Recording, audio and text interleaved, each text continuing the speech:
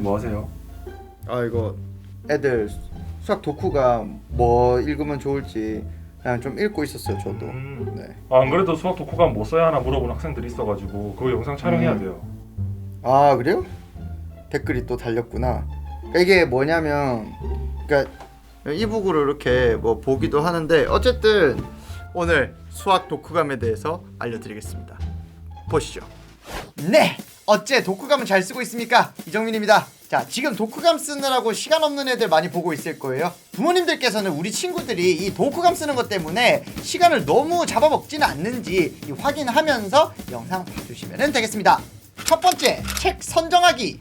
인터넷에서 독후감 100길 애들은 사실 뻔한 거를 선정할수록 좋을 것 같지만요. 어쨌든 간에 이 여러 가지 이제 독후감, 수행평가 어떤 형태들이 되게 여러 가지가 있을 거잖아요. 그래서 오늘은 저랑 독후감 어떻게 쓰는지, 책을 어떻게 선정하는지 다 도와드리도록 할 거예요. 3개를 잡아봤습니다.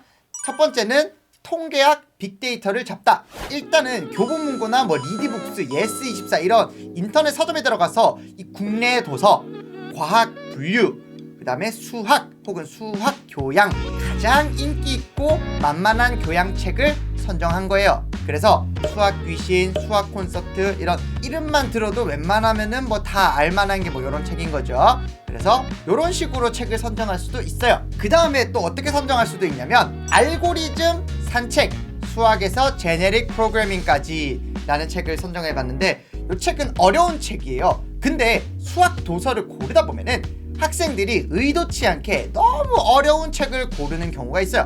그럴 때에는 사실은요 재빨리 그냥 포기해버리고 다른 책을 고르는 게 조금 더 현명하기는 해요. 현실적으로 책값도 그렇고 다시 골라서 주문하고 배송받고 이렇게 하는 게 너무 번거롭죠.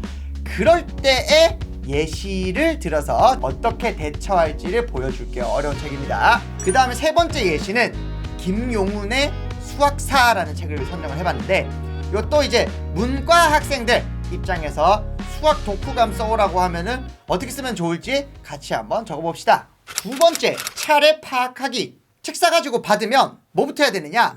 차례부터 읽으세요. 사실은요 생기부든 독후감이든 요즘에 애들이 해야 될 게 너무 많아가지고 현실적으로 이 책을 전부 다 읽어가지고 하기에는 조금 무리가 있습니다. 최대한 빠르게 잘 쓰는 게 목적이기 때문에 전략을 짜가지고 진행하는 게 조금 좋아요.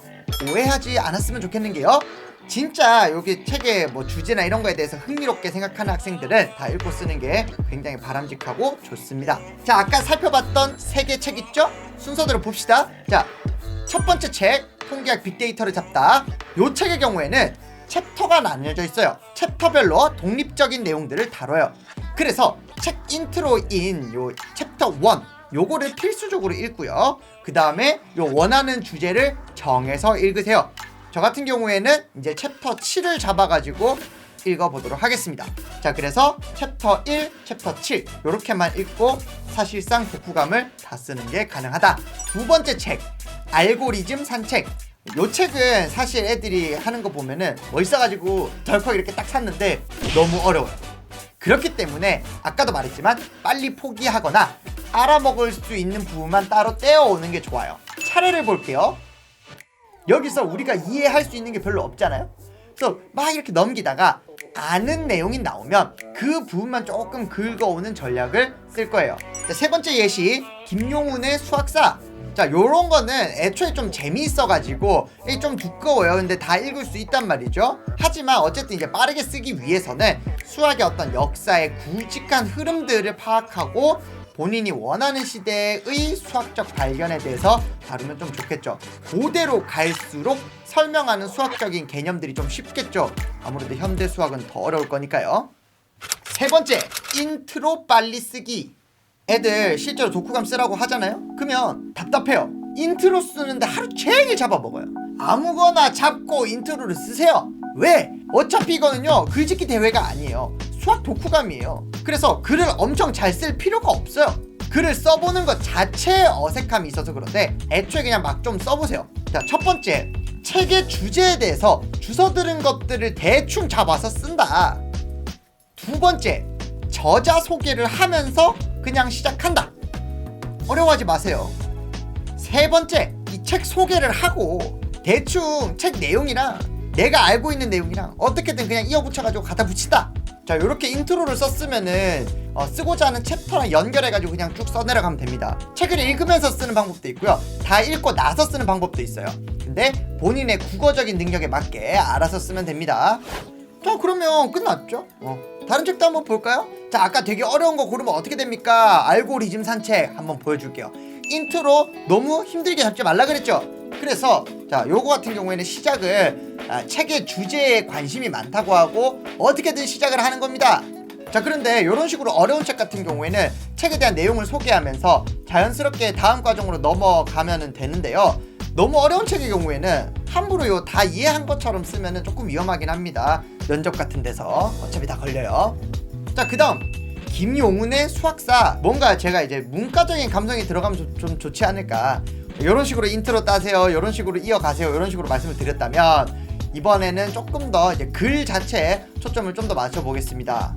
그렇게 해가지고 이제 나중에 다 쓰고 난 다음에 느낀 점만 붙이고 끝을 내면 됩니다. 이런 식으로 쓰시면 돼요.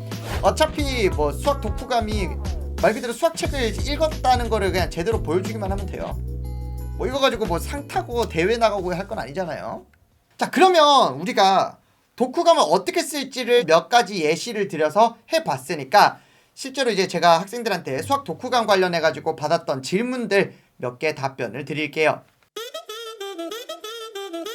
자, 이런 경우는 뭐 예를 들면 동식물의 수학적 설계, 이런 책이 있어요. 근데 이게 의대 지망하는 애들이 쓰기에 되게 좋은 책 같잖아요.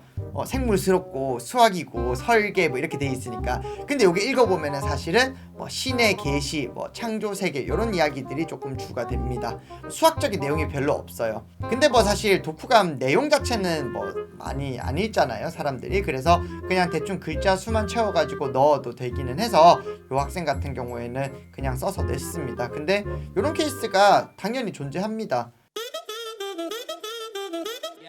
자, 일단 그 서울대 입시 매거진 아로리 같은 걸 보면은 뭐 무조건 이 책을 읽어라, 이 책을 강력하게 추천한다, 이런 거 없습니다. 띄워드리는 요 책들은 이 자사고 학생들이 실제로 수학 독후감을 쓴 수학 독후감 책 리스트입니다.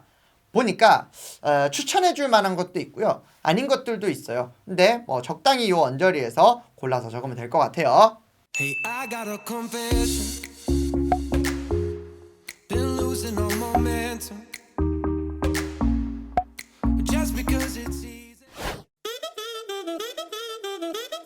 추천하지는 않지만 사실 많은 학생들이 어떻게 하고 있냐면은 사실은 유튜브에 뭐 수학 독후감 책 추천, 수학 독후감 추천 이런 거 검색해가지고 요약본으로 하는 방법도 있어요. 그러니까 예를 들면 뭐 수학책 같은 거 하나 정해가지고 10분 리뷰, 뭐 줄거리 요약, 후기, 뭐 느낀 점 예시 뭐 이런 것들이 있어요.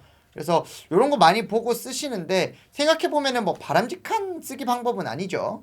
자, 오늘 제 영상이 이게 뭐 독후감이든 수행평가든 뭐 여러 가지 활동들이 애들 많이 해요. 요새 애들 정말 힘들어요. 그래서 고생하는 애들에게 힘이 될 수 있는 영상이 되었으면 좋겠습니다.